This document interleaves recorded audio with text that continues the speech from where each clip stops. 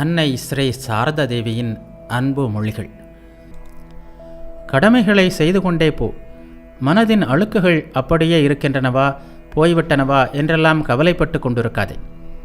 தென்னை மட்டை பழுத்தால் தானாக விழுந்துவிடும்.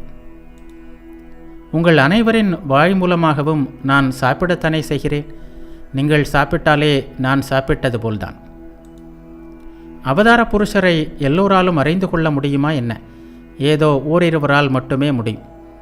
மனித குலத்தின் நன்மைக்காக அவர்கள் எவ்வளவு பாடுபடுகிறார்கள், எவ்வளவு கஷ்டங்களை அனுபவிக்கிறார்கள். குருதேவரின் தொண்டையிலிருந்து இரத்தம் கொட்டியது. அப்போதும் அவர் பேசுவதை நிறுத்தவில்லை. மற்றவர்களுக்கு எப்படி நன்மை உண்டாகும் என்பது பற்றியே சிந்தித்தார்.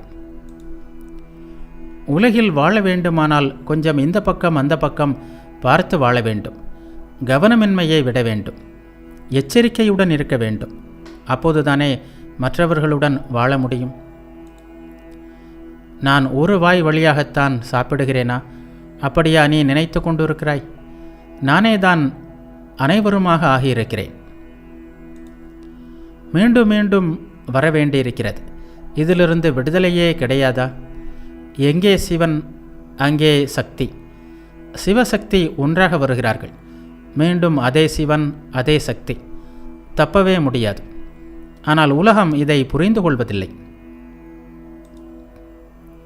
குருதேவர் உலகிற்காக எவ்வளவு துயரங்களை அனுபவித்தார், எவ்வளவு தவங்கள். அவருக்கு தவங்கள் தேவை இருந்ததா என்ன? இருந்தாலும் தவம் செய்தார். அவர் தவம் செய்தது உலக மக்களுக்காக மட்டுமே.